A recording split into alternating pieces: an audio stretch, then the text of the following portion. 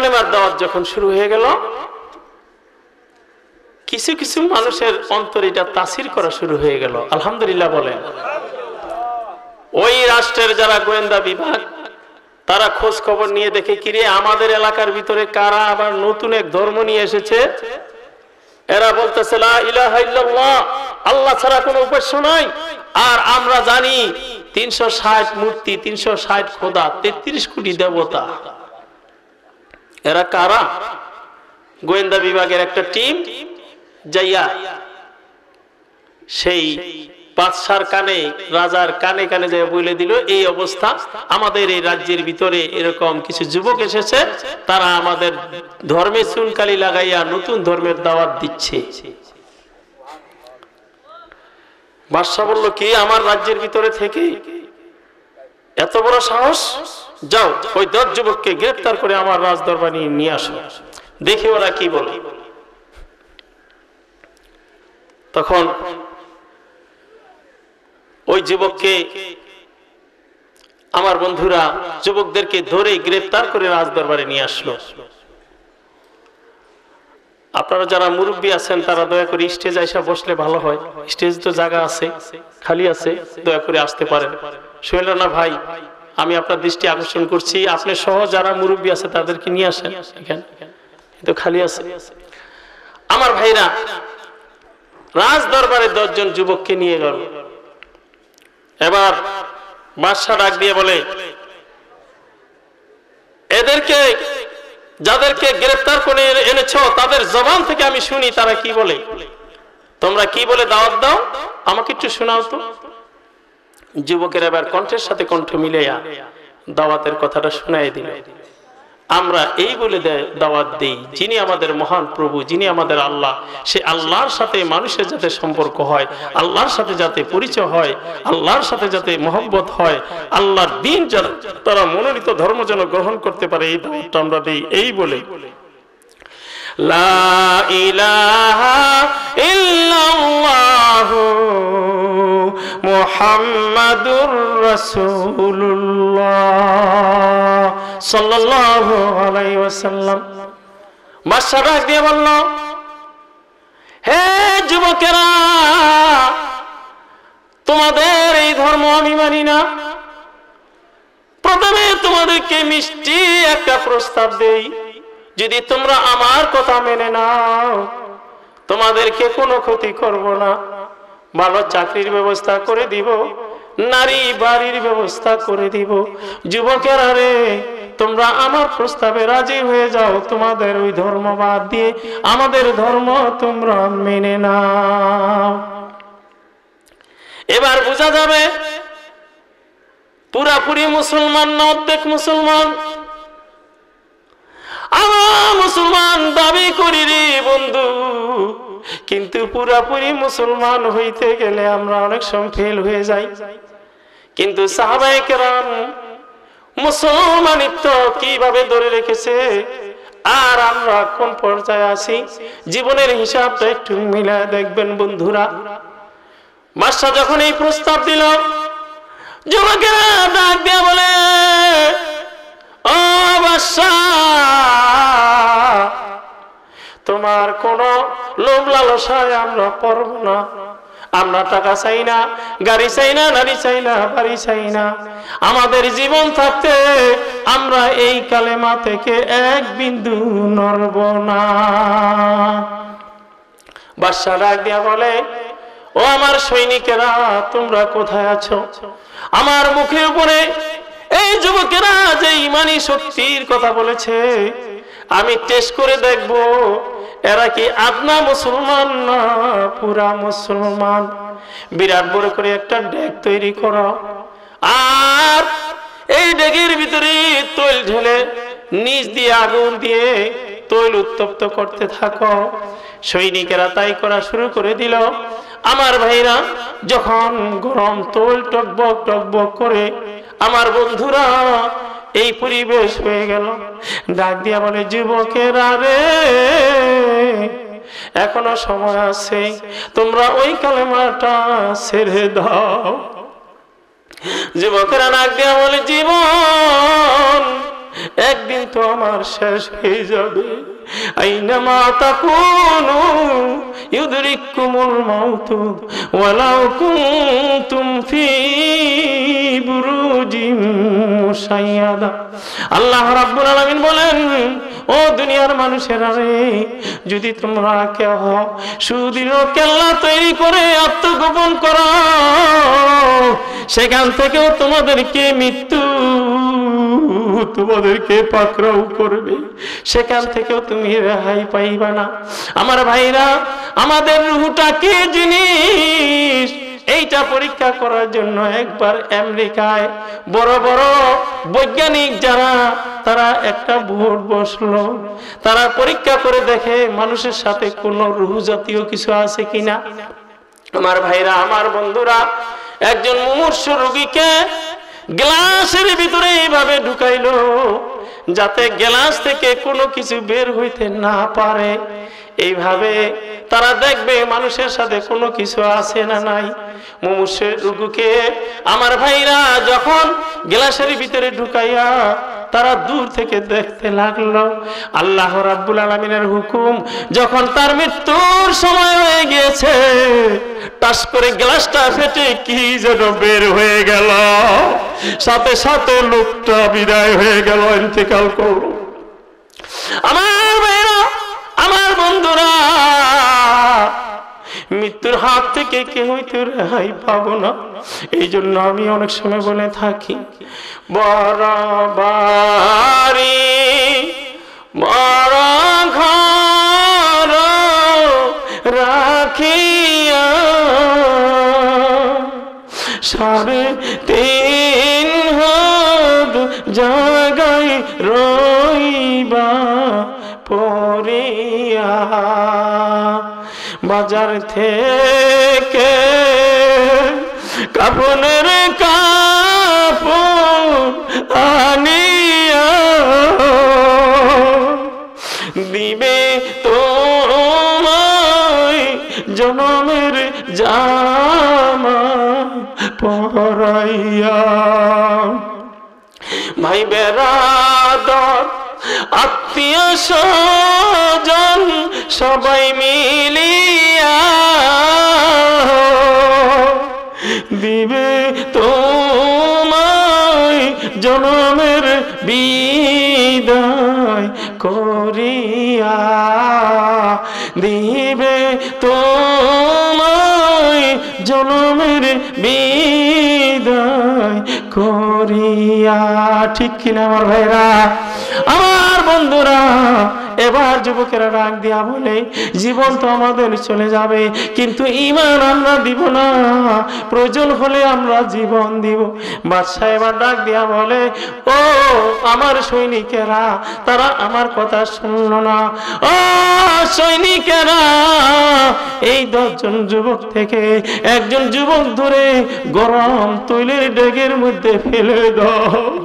আবার ভাইরা, আমার বন্ধুরা, এই আলোচনা শুনে যাদের চোখে পানি আসবে না, বুঝা গেল সাহাবীদের প্রতি আমাদের মহব্বত কম।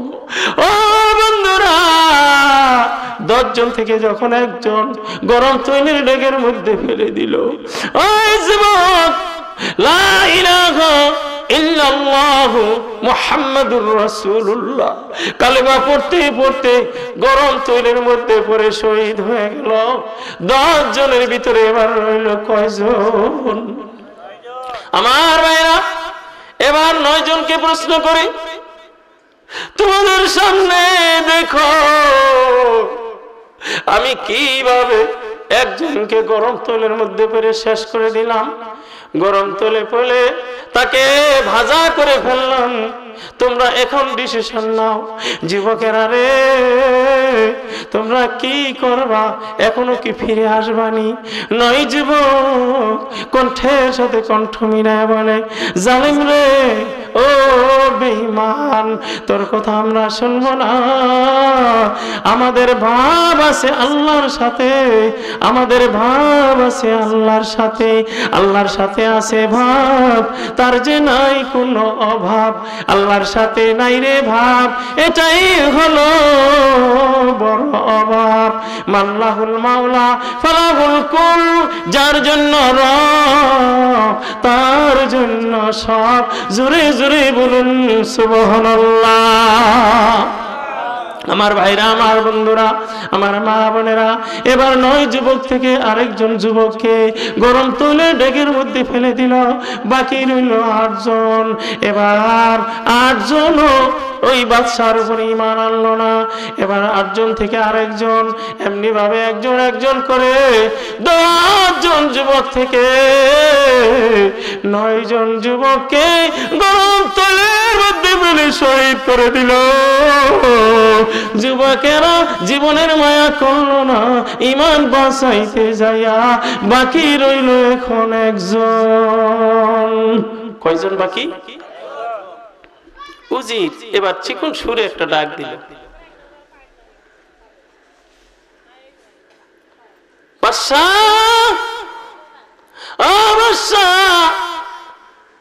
যদি আপনি অনুমতি দেন আমি একটু কথা বলবো। বাদশা ডাক দিয়ে বলে, উজির রে, বলো তুমি কি বলতে চাও? আমার ভাইরা, আমার বন্ধুরা, এবার ডাক দিয়ে বলে, আমি শুনেছি মুসলমানদের চরিত্র অনেক সুন্দর। বাদশা রে, 10 জনের মধ্যে 9 জনকে গরম তুলে ফেলে শহীদ করে দিলেন। ঈমান পরীক্ষায় পাশ করলো, তারা পুরোপুরি ঈমানদারের পরিচয় দিল। আমি দেখব মুসলমান যুবকের চরিত্র কত সুন্দর, নাকি চরিত্রের মধ্যে যাইয়া কোনো ফেল হয়ে যায় তারা। আমি একটু পরীক্ষা করে দেখব, আপনি আমাকে 2 দিন সময় দেন। বাদশা ডাক দিয়া বলল, ঠিক আছে উজির, তুমি একটা দরখাস্ত করেছো, যাও, তোমার দরখাস্ত আমি মেনে নিলাম। তুমি এই যুবককে নিয়ে যাও, উজির তুমি তার চরিত্র পরীক্ষা করো। আমার ভাইরা, এবার উজির ওই যুবককে নিয়ে নিজের বাড়ির দিকে রওনা দিয়েছে।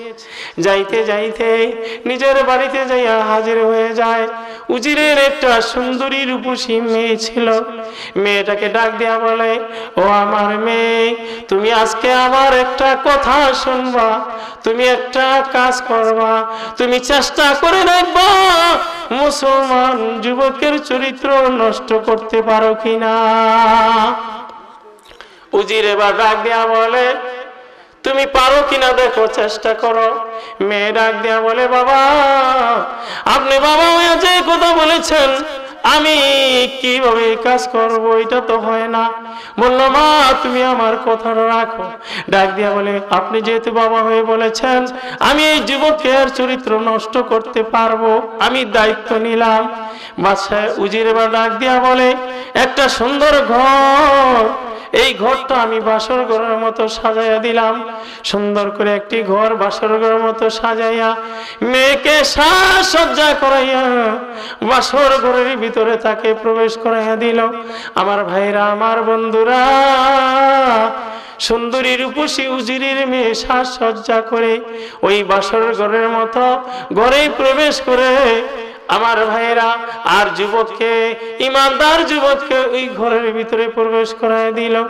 ইমানদার যুবক বারবার আমার আল্লাহকে ডাকে, ইয়া আল্লাহ, ইয়া রহমান, ইয়া রহিম, মাবুদ গো, আমার নয় ভাই ইমানি পরীক্ষায় জীবন দিয়ে দিল, তারপরও ঈমান দেয় নাই।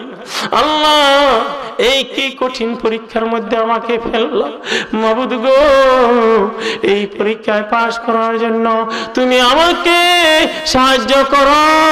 বারবার যুবক সিজদায় পড়ে আমার আল্লাহকে ডাকে, লা ইলাহা লা ইলাহা ইল্লাল্লাহ, লা ইলাহা ইল্লাল্লাহ মুহাম্মাদুর রাসূলুল্লাহ। আজ যুবতী যুবককে ডাকে, ও ইমানদার যুবক, তুমি একবার তাকায় দেখো না, আমি কত সুন্দরী রূপসী। আমাকে পাওয়ার জন্য কত মানুষেরা আকাঙ্ক্ষা করেছিল, কেউ পায় নাই, তুমি আজকে সস্তা দামে পেয়ে গেলা, আমার দিয়ে তাকায় দেখো। কিন্তু যুবক, ইমানদার যুবক একবারও ওই যুবতীর দিকে তাকায় না, কারণ যুবকের ভাব আছে আমার আল্লাহর সাথে। ঠিক না ঠিক? আল্লাহর সাথে আছে ভাব, তার যে নাই কোনো অভাব। আল্লাহর সাথে নাই রে ভাব, এটাই হলো বড় অভাব। ঠিক না ঠিক? যেমন বিবি খাদিজা রাদিয়াল্লাহু তাআলা আনহার ভাব ছিল আল্লাহর সাথে, এই জন্য আল্লাহ কবরে যাওয়ার পরেও বিবি খাদিজাকে ভুলেন নাই। ঠিক না ঠিক? আমার ভাইরা, আমার বন্ধুরা, এবার রাত 12টা বেজে গেল, যুবতীর দিকে একবারও তাকাইল না। 1টা বেজে গেল, একবারও তাকাইল না। 2টা বেজে গেল, একবারও যুবতীর দিকে তাকাইল না। ফজরের আজান হয়ে গেল, এবার যুবতী দেখে হায় হায়, আমার সব চেষ্টা শেষ হয়ে গেল। জোরে বলুন সুবহানাল্লাহ। সকালবেলা যুবতী ওই ঘর থেকে বের হয়ে গেল। বাবা ডাক দিয়া বলে, ও আমার মেয়ে, তুমি কি পেরেছো যুবকের চরিত্র নষ্ট করতে?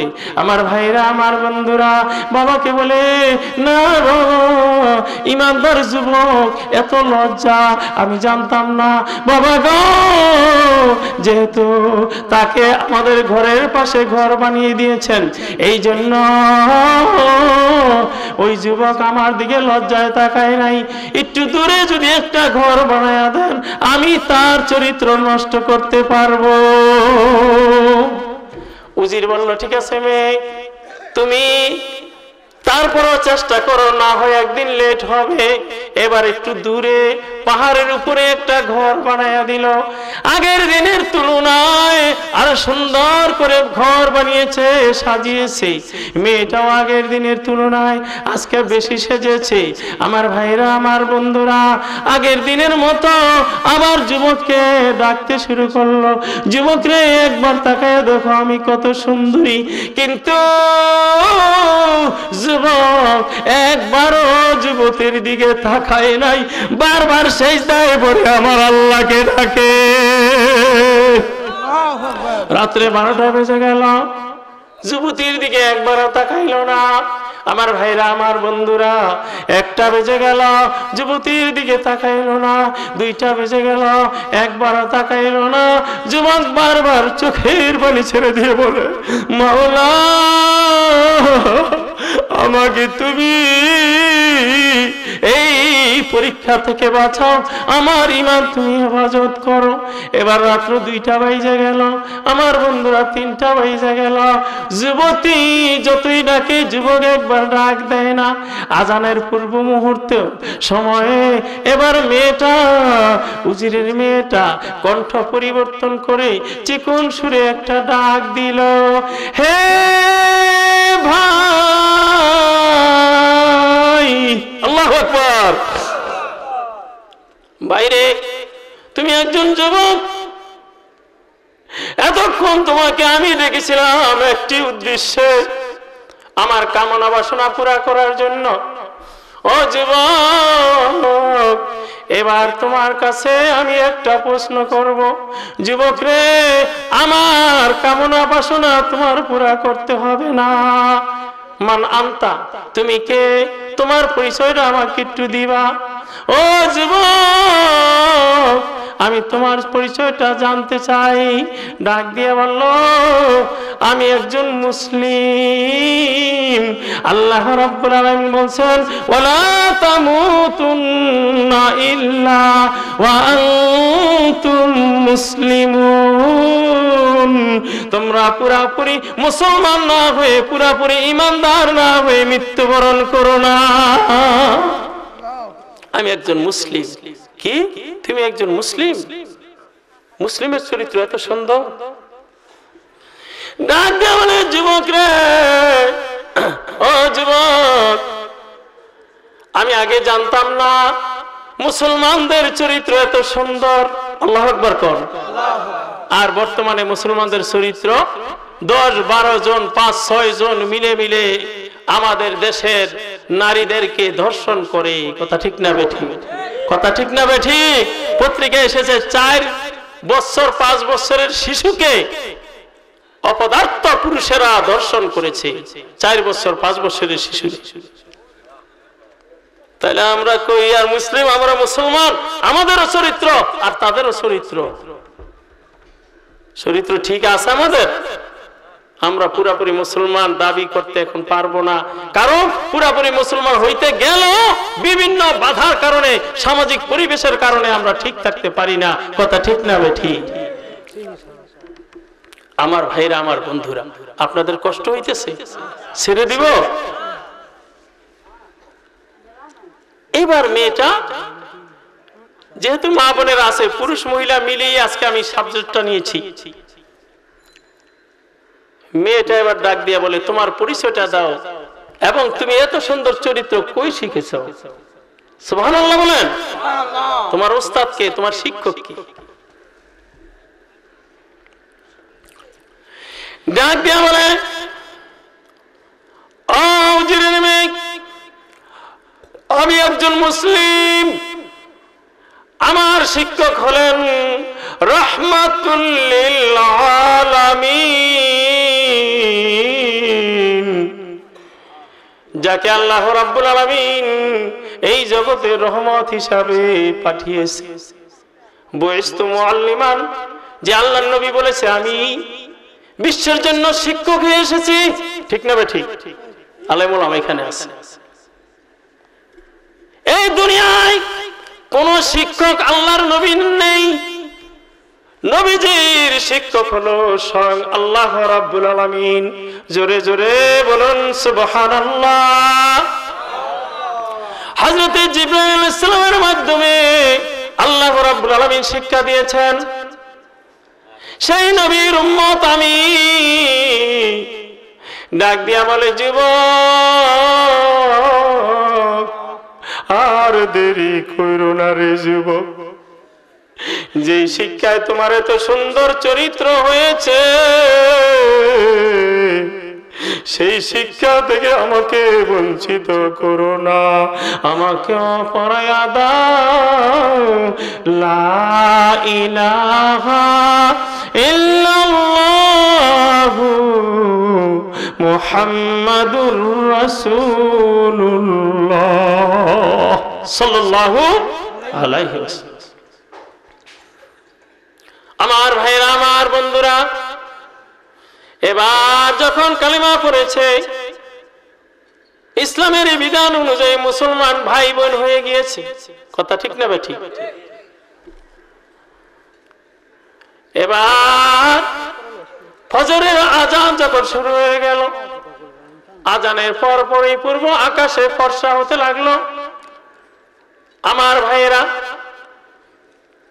যুবক ডাক দিয়া বলে, হে উজিরের মেয়ে, তুমি তো আমার এখন বোন হয়ে গেল, তবে আমার মনে হয় সকালবেলা তোমার বাবা মানুষদেরকে নিয়ে আমাকে চিরচির করে আমার শরীরের রক্তগুলো বের করে দিবে, আমাকে টুকরা টুকরা করে ফেলবে। উজিরের মেয়ে ডাক দিয়া বলে, ও ইমানদার ভাই, আমি তো এখন তোমার দিনী বোন, আমি কথা দিলাম আমার শরীরে এক বিন্দু রক্ত থাকা পর্যন্ত তোমার শরীরে কোনো আঘাত করতে দিব না। ইতিমধ্যে তাকাইয়া দেখে কয়েকজন যুবক এই যুবকের ঘরের দিকে দৌড়ে আসতেছে। ডাক দিয়ে বলে, উজিরের মেয়ে, ও আমার দিনী বোন, তুমি যে বললা আমাকে আঘাত করতে দিবা না, ওই যে দেখা যায় কয়েকজন যুবক আমাদের দিকে দৌড়ে আসতেছে, তারা আমাকে ধরে টুকরো টুকরো করে ফেলবে, এরাই তো আমাদের শত্রু, আমাকে তারা হত্যা করবে, শহীদ করবে। ওই যুবকেরা কণ্ঠের সাথে কণ্ঠ মিলাইয়া দূর থেকে একটা আওয়াজ দিয়া দিল, জোরে বলেন আল্লাহু আকবার। ও ইমানদার যুবক, আমরা তোমার শত্রু না, আমরা হইলাম তোমার ওই নয় বন্ধু। সুবহানাল্লাহ কইবেন না? যেই নয় বন্ধু কালেমার উপরে অটল থেকে জীবন দিয়েছি, শহীদ হয়েছি। এই জন্য আল্লাহ রাব্বুল আলামিন বলেন, ওয়ালা তাকুলু লিমান ইয়ুকতালু ফি সাবিলিল্লাহি আমওয়াত বাল আহইয়াউ ওয়ালাকিন লা তাশউরুন।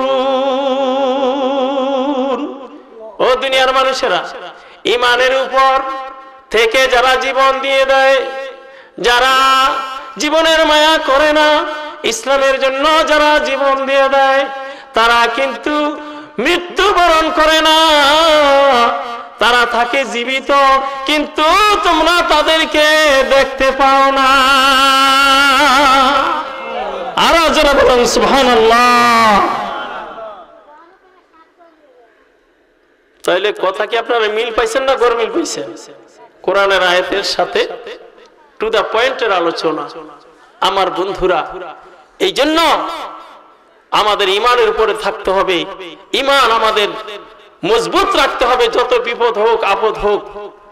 এখন ঈমান মজবুত করতে গেলে এক নম্বরের যে আমলটা, সেই আমলেই আমরা ফেল হয়ে যাই। এক নম্বরের আমল কি? আল্লাহর হাবিবকে প্রশ্ন করেছিলেন, ইয়া রাসূলুল্লাহ, ইয়া হাবিবাল্লাহ, হুজুর সবচেয়ে উত্তম আমল কোনটি? আল্লাহর হাবিব বললেন, আস-সালাতু আলা ওয়াক্তিহা, সময় মতো নামাজ আদায় করা, ওয়াক্ত মতো নামাজ আদায় করা। কথা ঠিক না ঠিক? এখন এই মাহফিলের ভিতরে কোন অন্ধ লোক আসেননি? অন্ধ লোক থাকলে হাতুড়ে দেখা, একজনও অন্ধ লোক নাই। এই নামাজ জীবনের পরে জীবন চলে যাচ্ছে, সময়ের পরে সময় চলে যাচ্ছে, ওয়াক্তের পরে ওয়াক্ত চলে যাচ্ছে, আমরা নামাজে ফাঁকি দিচ্ছি। অথচ এক অন্ধ ব্যক্তির কথা আজকে আপনাদেরকে শুনিয়ে যাব। এই আলোচনাটা শোনার পরে এই আমলটা আশা করি কোনো বন্ধু আর বাদ দিবেন না। আব্দুল্লাহ ইবনে উম্মে মাকতুম রাদিয়াল্লাহু তাআলা আনহু একজন অন্ধ সাহাবী, নবী করিম সাল্লাল্লাহু আলাইহি সাল্লামের একজন প্রিয় সাহাবী।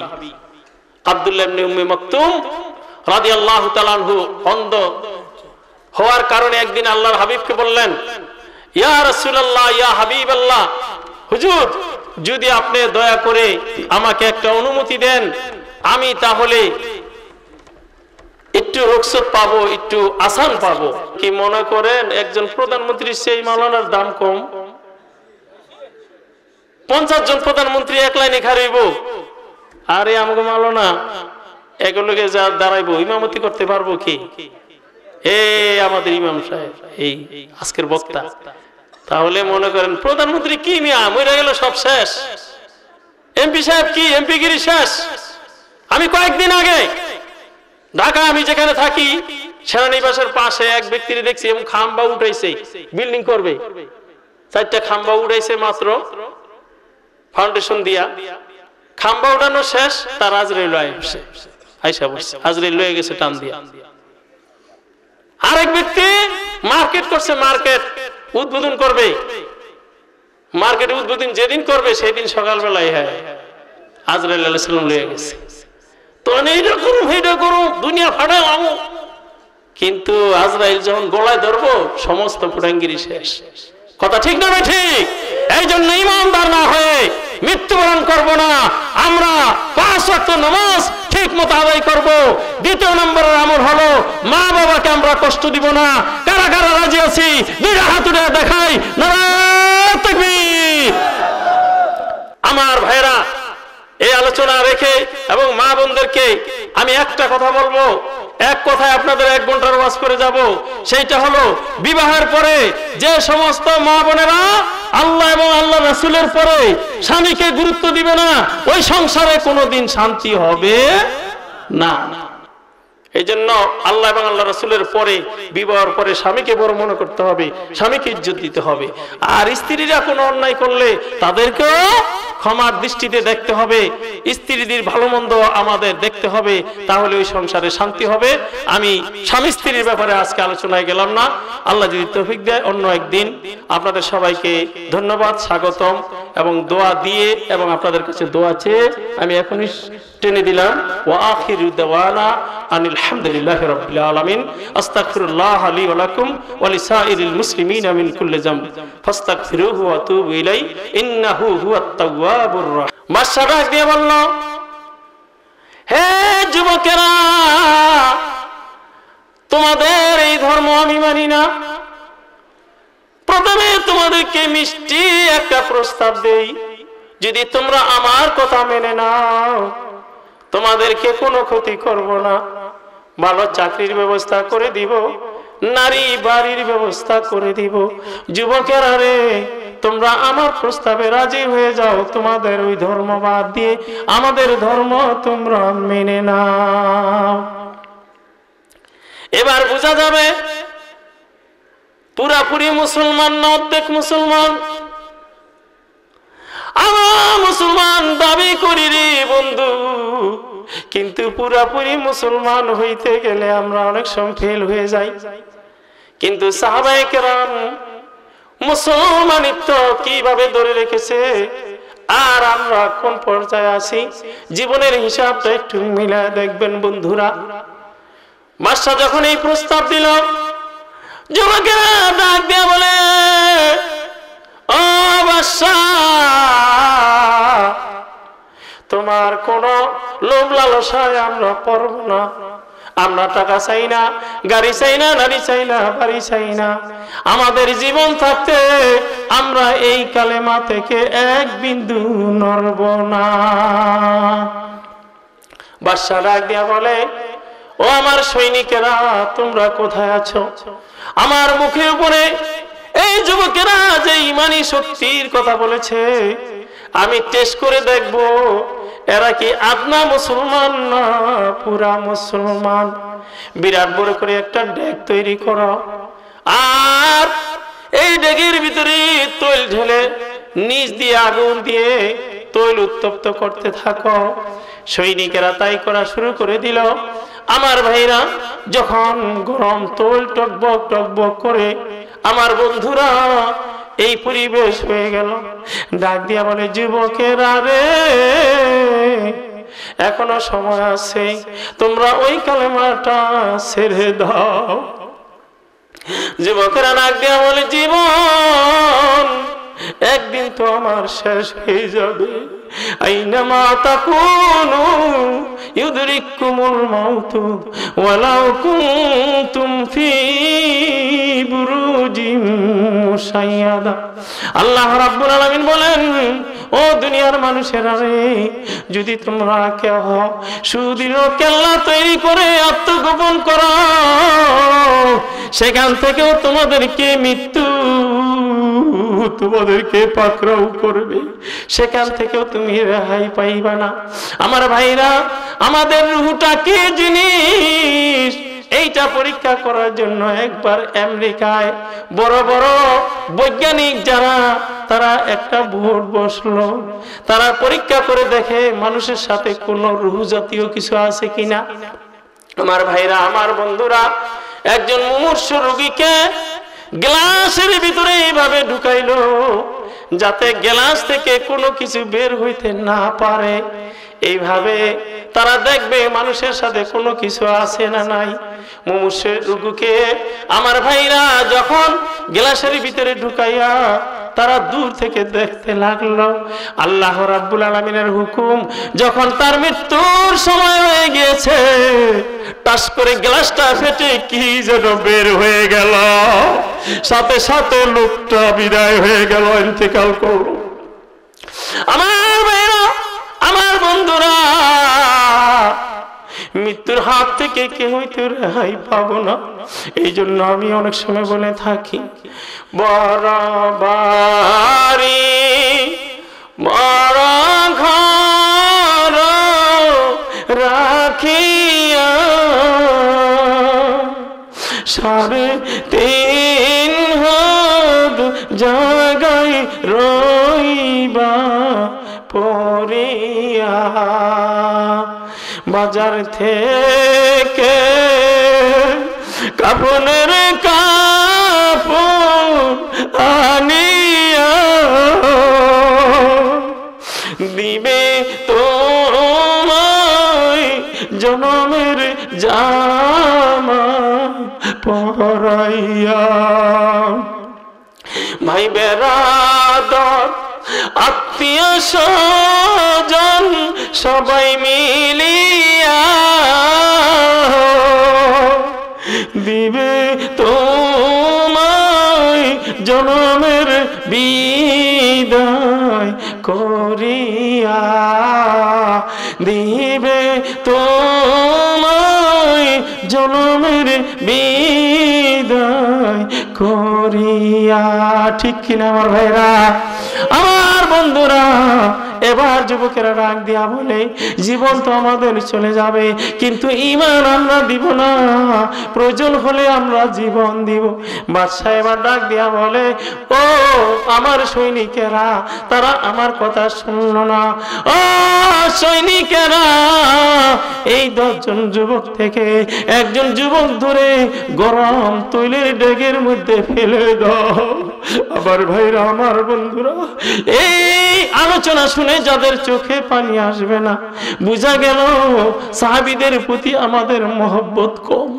ও বন্ধুরা, 10 জন থেকে যখন একজন গরম তৈলের ডেগের মধ্যে ফেলে দিল, ওই যুবক লা ইলাহা ইল্লাল্লাহু মুহাম্মাদুর রাসূলুল্লাহ কালেমা পড়তে পড়তে গরম তৈলের মধ্যে পড়ে শহীদ হয়ে গেল। 10 জনের ভিতরে এবার রইল কয়জন? আমার ভাইরা, এবার 9 জনকে প্রশ্ন করে, তোমাদের সামনে দেখো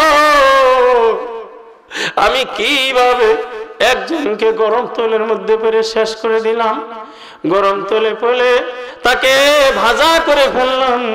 তোমরা এখন ডিসিশন নাও। যুবকেরা রে, তোমরা কি করবা? এখনো কি ফিরে আসবানি? 9 যুবক কণ্ঠের সাথে কণ্ঠ মিলায় বলে, জালিম রে, ও বেঈমান, তোর কথা আমরা শুনবো না। আমাদের ভাব আছে আল্লাহর সাথে, আমাদের ভাব আছে আল্লাহর সাথে, আল্লাহর সাথে আছে ভাব, তার যে নাই কোনো অভাব। আল্লাহর সাথে নাই রে ভাব, এটাই হলো বড় অভাব। মাল্লাহুল মাওলা ফালাহুল কুল, যার জন্য রব তার জন্য সব। জোরে জোরে বলুন সুবহানাল্লাহ। আমার ভাইরা, আমার বন্ধুরা, আমার মা বোনেরা, এবার 9 যুবক থেকে আরেকজন যুবককে গরম তৈলের ডেগের মধ্যে ফেলে দিল। বাকি রইল 8 জন। এবার 8 জনও ওই বাদশার উপর ঈমান আনলো না। এবার 8 জন থেকে আরেকজন, এমনি ভাবে একজন একজন করে 10 জন যুবক থেকে 9 জন যুবককে গরম তৈলের মধ্যে ফেলে শহীদ করে দিল। যুবকেরা জীবনের মায়া করলো না, ঈমান বাঁচাইতে যাইয়া বাকি রইল এখন একজন। কয়জন বাকি? উজির এবার চিকন সুরে একটা ডাক দিল,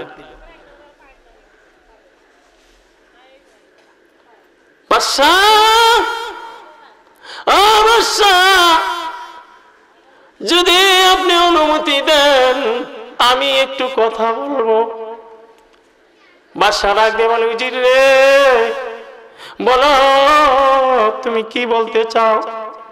আমার ভাইরা, আমার বন্ধুরা, এবার ডাক দিয়ে বলে, আমি শুনেছি মুসলমানদের চরিত্র অনেক সুন্দর। বাদশা রে, 10 জনের মধ্যে 9 জনকে গরম তৈলে ফেলে শহীদ করে দিলেন। ঈমান পরীক্ষায় পাশ করলো, তারা পুরোপুরি ঈমানদারের পরিচয় দিল। আমি দেখব মুসলমান যুবকের চরিত্র কত সুন্দর, নাকি চরিত্রের মধ্যে যাইয়া কোনো ফেল হয়ে যায় তারা। আমি একটু পরীক্ষা করে দেখব, আপনি আমাকে 2 দিন সময় দেন। বাদশা ডাক দিয়া বলল, ঠিক আছে উজির, তুমি একটা দরখাস্ত করেছো, যাও, তোমার দরখাস্ত আমি মেনে নিলাম। তুমি এই যুবককে নিয়ে যাও, উজির তুমি তার চরিত্র পরীক্ষা করো। আমার ভাইরা, এবার উজির ওই যুবককে নিয়ে নিজের বাড়ির দিকে রওনা দিয়েছে। যাইতে যাইতে নিজের বাড়িতে যাইয়া হাজির হয়ে যায়। উজিরের একটা সুন্দরী রূপসী মেয়ে ছিল। মেয়েটাকে ডাক দিয়া বলে, ও আমার মেয়ে, তুমি আজকে আমার একটা কথা শুনবা, তুমি একটা কাজ করবা, তুমি চেষ্টা করে দেখবা মুসলমান যুবকের চরিত্র নষ্ট করতে পারো কিনা। উজির এবার ডাক দিয়া বলে, তুমি পারো কিনা দেখো, চেষ্টা করো। মেয়ে ডাক দিয়া বলে, বাবা, আপনি বাবা হয়ে যে কথা বলেছেন, আমি কিভাবে কাজ করব, এটা তো হয় না। বললো, মা তুমি আমার কথাটা রাখো। ডাক দিয়া বলে, আপনি যেহেতু বাবা হয়ে বলেছেন, আমি এই যুবকের চরিত্র নষ্ট করতে পারবো, আমি দায়িত্ব নিলাম। বাদশা উজির এবার ডাক দিয়া বলে, একটা সুন্দর ঘর, এই ঘরটা আমি বাসর ঘরের মতো সাজাইয়া দিলাম। সুন্দর করে একটি ঘর বাসর ঘরের মতো সাজাইয়া মেয়েকে সাজসজ্জা করাইয়া বাসর ঘরের ভিতরে তাকে প্রবেশ করাইয়া দিল। আমার ভাইরা, আমার বন্ধুরা, সুন্দরী রূপসী উজিরের মেয়ে সাজসজ্জা করে ওই বাসর ঘরের মতো ঘরেই প্রবেশ করে আমার ভাইরা আর যুবককে, ইমানদার যুবককে ওই ঘরের ভিতরে প্রবেশ করায় দিল। ইমানদার যুবক বারবার আমার আল্লাহকে ডাকে, ইয়া আল্লাহ, ইয়া রহমান, ইয়া রহিম, মাবুদ গো, আমার নয় ভাই ইমানি পরীক্ষা জীবন দিয়ে দিল, তারপরও ইমান দেয় নাই।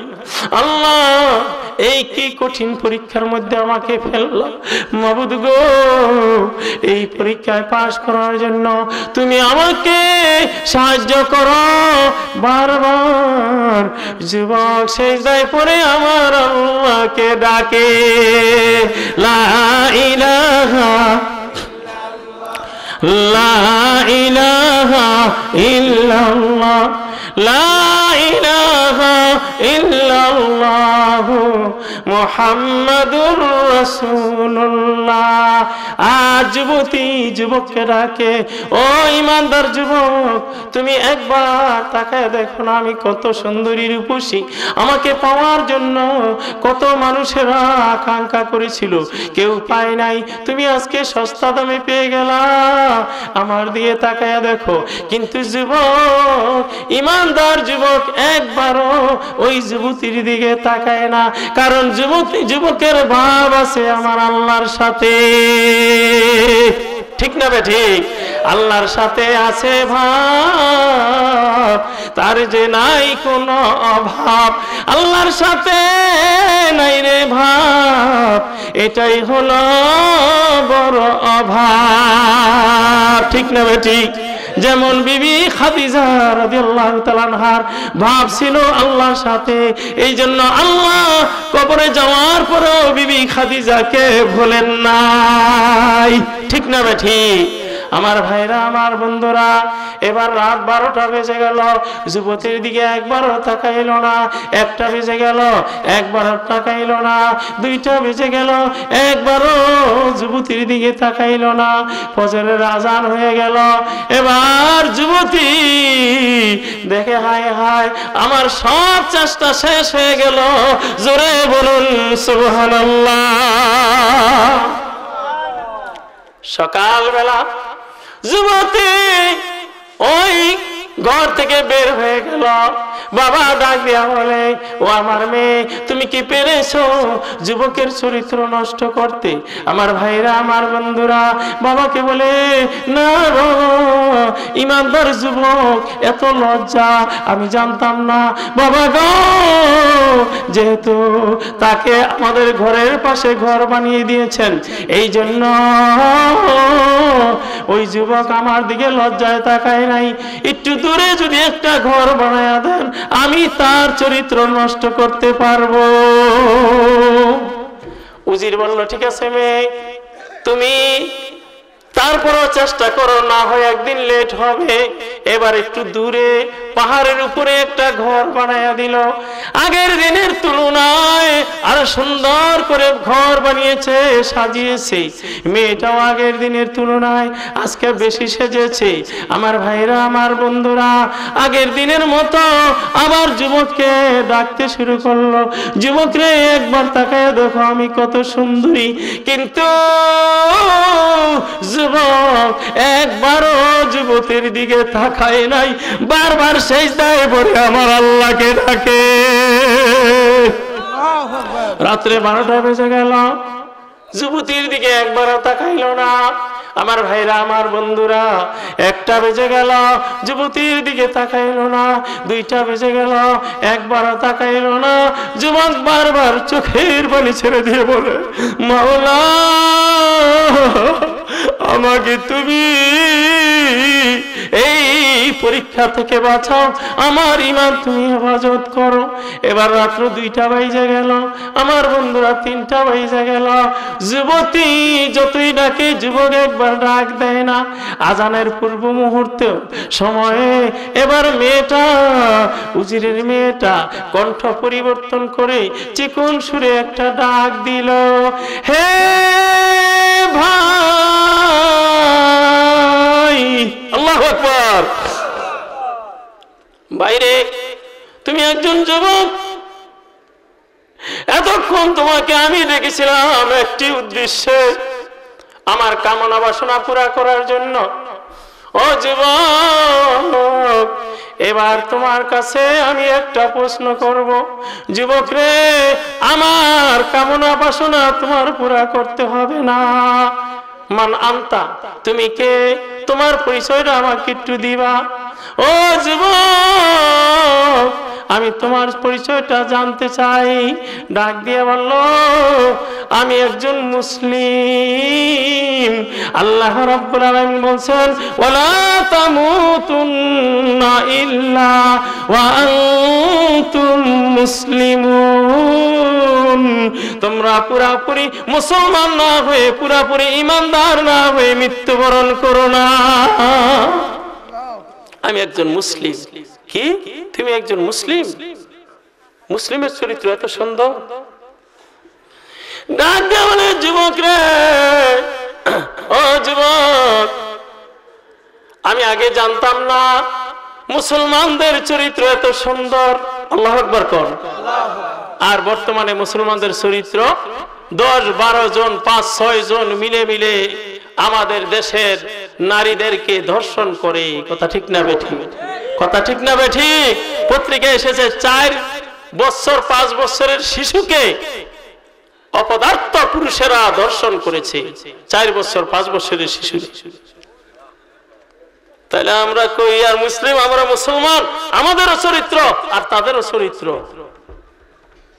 চরিত্র ঠিক আছে আমাদের? আমরা পুরাপুরি মুসলমান দাবি করতে এখন পারবো না, কারণ পুরাপুরি মুসলমান হইতে গেলেও বিভিন্ন বাধার কারণে, সামাজিক পরিবেশের কারণে আমরা ঠিক থাকতে পারি না। কথা ঠিক না বেঠিক? আমার ভাইরা, আমার বন্ধুরা, আপনাদের কষ্ট হইতেছে? ছেড়ে দিব? এবার মেয়েটা, যেহেতু মা বোনের আছে, পুরুষ মহিলা মিলিয়ে আজকে আমি সাবজেক্টটা নিয়েছি। মেয়েটা এবার ডাক দিয়া বলে, তোমার পরিচয়টা দাও এবং তুমি এত সুন্দর চরিত্র কই শিখেছো? সুবহানাল্লাহ বলেন। তোমার ওস্তাদ কে? তোমার শিক্ষক কে? ডাক দিয়া বলে, ও উজিরের মেয়ে, আমি একজন মুসলিম। আমার শিক্ষক হলেন রাহমাতুল লিল আলামিন, যাকে আল্লাহ রাব্বুল আলামিন এই জগতে রহমত হিসাবে পাঠিয়েছে। বুইস্তু মুআল্লিমান, যে আল্লাহর নবী বলেছে আমি বিশ্বের জন্য শিক্ষক হয়ে এসেছি। ঠিক না বেঠিক? আলেমুল আলামা এখানে আছে। এই দুনিয়ায় কোন শিক্ষক আল্লাহর নবী নেই, নবীজির শিক্ষক হলো স্বয়ং আল্লাহ রাব্বুল আলামিন। জোরে জোরে বলুন সুবহানাল্লাহ। হযরত জিবরাইল আলাইহিস সালামের মাধ্যমে আল্লাহ রাব্বুল আলামিন শিক্ষা দিয়েছেন। সেই নবীর উম্মত আমি। ডাক দিয়া বলে, যুবক আর দেরি কইরো না রে যুবক, যে শিক্ষায় তোমার এত সুন্দর চরিত্র হয়েছে, সেই শিক্ষা থেকে আমাকে বঞ্চিত করো না, আমাকে পড়ায়া দাও লা ইলাহা ইল্লাল্লাহু মুহাম্মাদুর রাসূলুল্লাহ সাল্লাল্লাহু আলাইহি ওয়াসাল্লাম। আমার ভাইরা, আমার বন্ধুরা, এবার যখন কালিমা পড়েছে, ইসলামের বিধান অনুযায়ী মুসলমান ভাই বোন হয়ে গিয়েছে। কথা ঠিক না ঠিক? এবার ফজরের আজান যখন শুরু হয়ে গেল, আজানের পরপরই পূর্ব আকাশে ফর্সা হতে লাগলো। আমার ভাইয়েরা, যুবক ডাক দিয়া বলে, হে উজিরের মেয়ে, তুমি তো আমার এখন বোন হয়ে গেল, তবে আমার মনে হয় সকালবেলা তোমার বাবা মানুষদেরকে নিয়ে আমাকে চিরচির করে আমার শরীরের রক্তগুলো বের করে দিবে, আমাকে টুকরা টুকরা করে ফেলবে। উজিরের মেয়ে ডাক দিয়া বলে, ও ইমানদার ভাই, আমি তো এখন তোমার দিনী বোন, আমি কথা দিলাম আমার শরীরে এক বিন্দু রক্ত থাকা পর্যন্ত তোমার শরীরে কোনো আঘাত করতে দিব না। ইতিমধ্যে তাকাইয়া দেখে কয়েকজন যুবক এই যুবকের ঘরের দিকে দৌড়ে আসতেছে। ডাক দিয়ে বলে, উজিরের মেয়ে, ও আমার দিনী বোন, তুমি যে বললা আমাকে আঘাত করতে দিবা না, ওই যে দেখা যায় কয়েকজন যুবক আমাদের দিকে দৌড়ে আসতেছে, তারা আমাকে ধরে টুকরো টুকরো করে ফেলবে, এরাই তো আমাদের শত্রু, আমাকে তারা হত্যা করবে, শহীদ করবে। ওই যুবকেরা কণ্ঠের সাথে কণ্ঠ মিলাইয়া দূর থেকে একটা আওয়াজ দিয়া দিল। জোরে বলেন আল্লাহু আকবার। দূর থেকে একটা আওয়াজ দিয়ে দিল।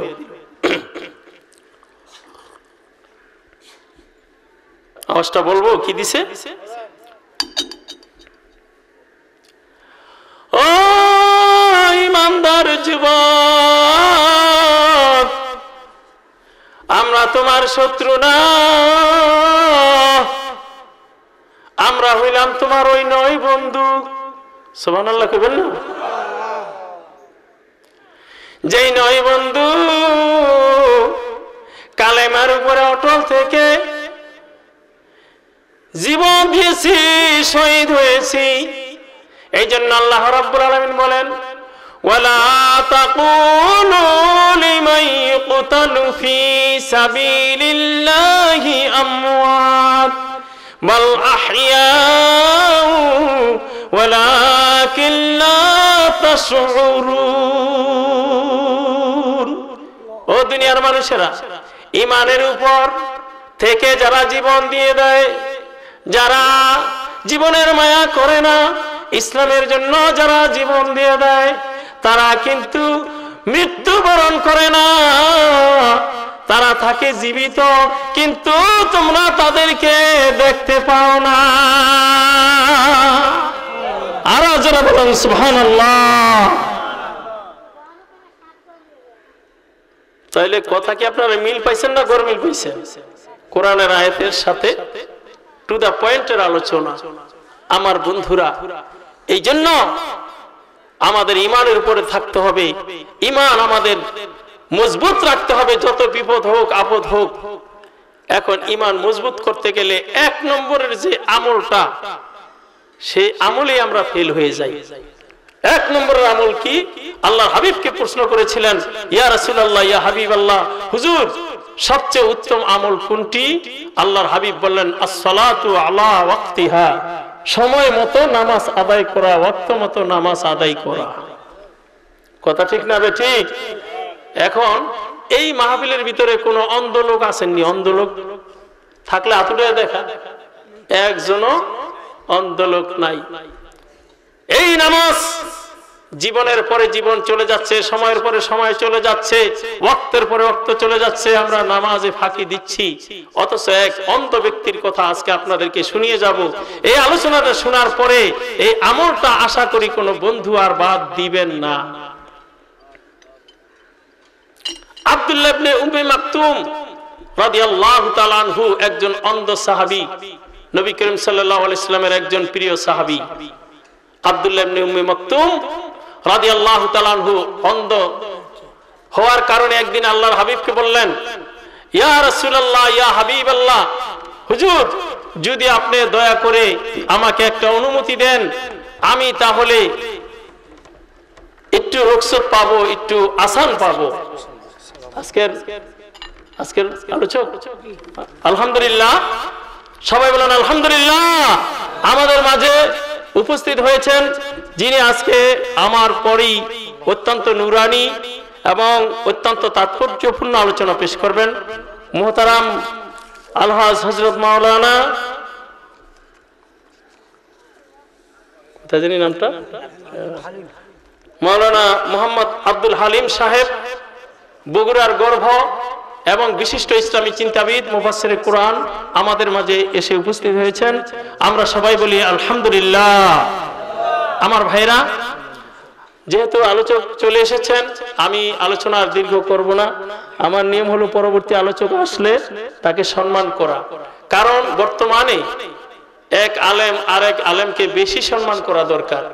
কোন আলেমকে ছোট্ট করা, কোন আলেমের যদি তবিয়ত হয়, তাহলে সেটা সমাজের একজন আলেম না। কথা ঠিক কিনা বলেন? সুতরাং আমি আজকে এই আলেমের সম্মানে, মুহতারাম আমার বন্ধুবর হযরত মাওলানা আব্দুল হালিম সাহেবের সম্মানে আমি আলোচনার দীর্ঘ করব না। আমি কোন জায়গায় রাখছিলাম কথাটা? অন্ধ সাহাবী উম্মে মাকতুম রাদিয়াল্লাহু তাআলা আনহু, তিনি একদিন আল্লাহর হাবিবের কাছে দরখাস্ত করলেন, আরেকদিন হযরত ওমর রাদিয়াল্লাহু তাআলা আনহুর কাছে আরেকটা দরখাস্ত করলেন। এই দরখাস্ত দুইটা কি আজকে আর আমি সময়ের অভাবে বলতে পারলাম না। খুব হৃদয় বিদারক কথা, অত্যন্ত শিক্ষণীয় কথা, আমি সেদিকে আর যাব না। আজকে আমি আলোচনা এখানে শেষের দিকে যাচ্ছি। আমার অত্যন্ত স্নেহের বন্ধুবর মুহতারাম মোহাম্মদ সোহেল রানা ভাই, এই গ্রামের গর্ভ, আলহামদুলিল্লাহ বলুন। আপনারা চিনেন তো তাকে, না? একটা সুখবর আজকে আমি দিয়ে দিই আপনাদেরকে, তার জন্য আপনারা দোয়া করবেন। সেই ঢাকা পদ্মা সেতু থেকে কমলাপুর পর্যন্ত রেলওয়ের প্রকল্পের একটি বিশেষ দায়িত্ব সোহেল রানা ভাই, এবং যার কলমের খোসায় লক্ষ লক্ষ কোটি কোটি টাকা বরাদ্দ হয়। এই ব্যক্তি এমন এক ব্যক্তি যাকে এক কাপ চা আমরা খাওয়াইতে পারি না।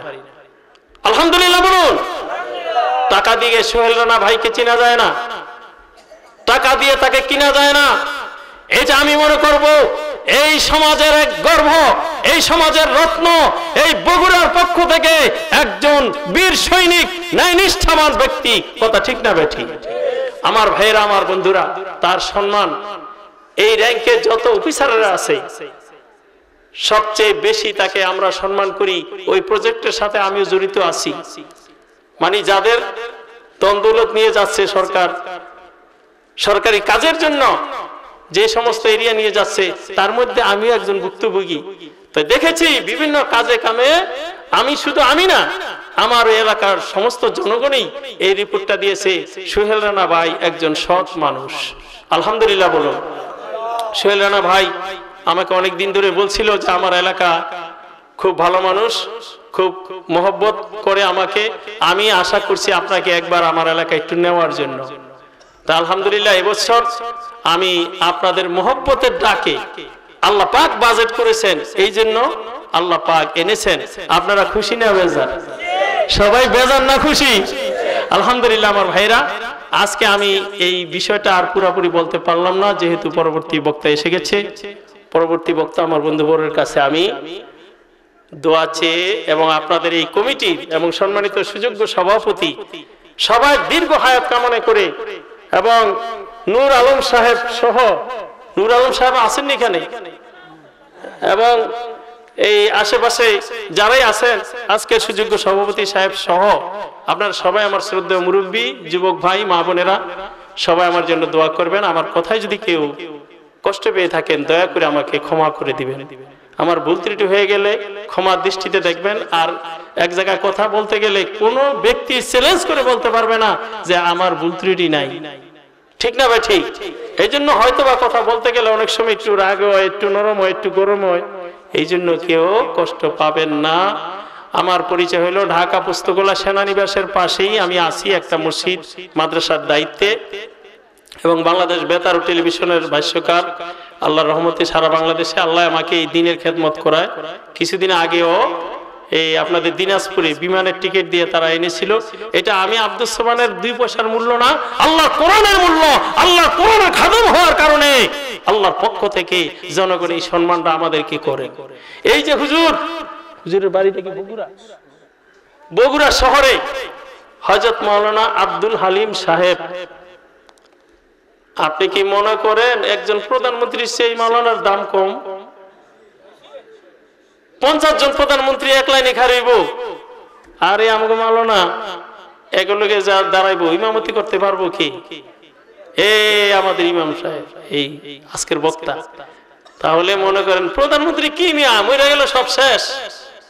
এমপি সাহেব কি এমপিগিরি শেষ? আমি কয়েকদিন আগে ঢাকা, আমি যেখানে থাকি সেনানিবাসের পাশে এক ব্যক্তির দেখছি এবং খাম্বা উঠাইছে, বিল্ডিং করবে, 4টা খাম্বা উঠাইছে মাত্র ফাউন্ডেশন দিয়া। খাম্বা উঠানো শেষ, তার আজরাইল আইসা বসছে, আজরাইল লয়ে গেছে টান দিয়া। আরেক ব্যক্তি মার্কেট করছে, মার্কেট উদ্বোধন করবে, মার্কেট উদ্বোধন যেদিন করবে সেদিন সকালবেলায় আজরাইল আলাইহিস সালাম লয়ে গেছে। তো এইটা করুন সেইটা করুন, দুনিয়া ফাটালাম, কিন্তু আজরাইল যখন গলায় ধরবো সমস্ত ফুটাঙ্গিরি শেষ। কথা ঠিক না? ঠিক। এই জন্য ইমানদার না হয়ে মৃত্যুবরণ করব না। আমরা 5 ওয়াক্ত নামাজ ঠিক মতো আদায় করব।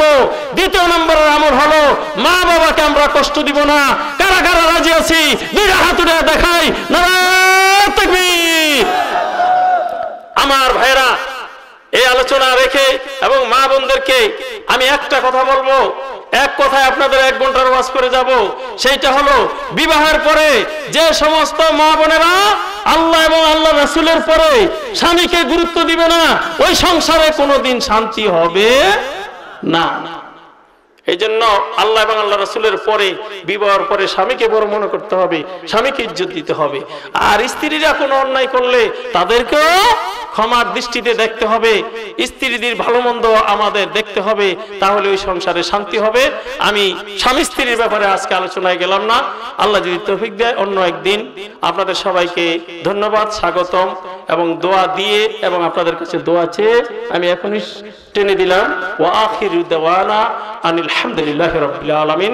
আস্তাগফিরুল্লাহ লি ওয়া লাকুম ওয়া লিসাইরিল মুসলিমিনা মিন কুল্লি যামব ফাস্তাগফিরুহু ওয়া তুবু ইলাইহি ইন্নাহু হুয়াত তাওয়াবুর রহিম।